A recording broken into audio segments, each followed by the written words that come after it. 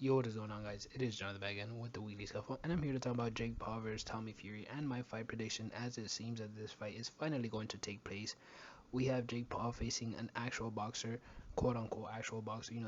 Tommy Fury is a prospect, to say the least. His opposition is definitely put there to lose against him. And is he a high quality boxer, or will he ever be a high quality boxer? I don't think so. I don't think Tommy Fury will ever get close to the level of his brother.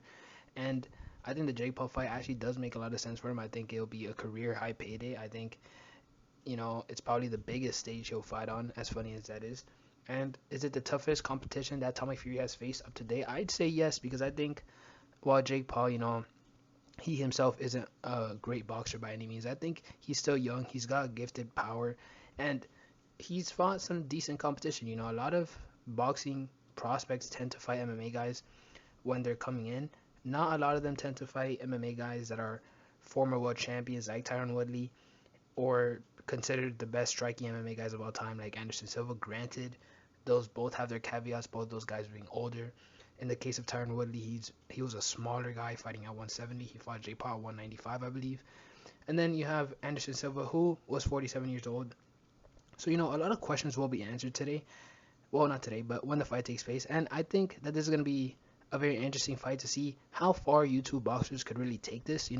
We haven't really seen any YouTube boxer, compete at any real level in boxing when you're considering the professional scene. But granted, if someone is young in the YouTube boxing scene, what are the chances that they potentially, wipe through the YouTube scene and then somehow become a world champion? That could be a potential, but that is yet to be seen. And Jake Paul's kind of the first guy to test these waters, and I think he's doing it the right way, slowly improving. And I think that fight with Anderson Silva kind of impressed me because I did not think Jake Paul was going to win that one. I thought, Anderson was too big. I thought he was southpaw. I thought he had a lot of advantages to take away Jake's power punches and great ability. And honestly, I think the Tommy Fury fight is kind of going to be the same. But I do think Tommy Fury just is going to crack under pressure. I don't see any world where he is that guy. He could come in, kind of shock the world because he is the underdog in this fight. But I think Jake Paul, he doesn't take fights that he doesn't believe he could win. And, smart businessman. But at the end of the day, I think there's going to be probably a fifth or sixth round knockout for Jake Paul. With all that being said, we'll see how all this plays out and see you next time. Peace.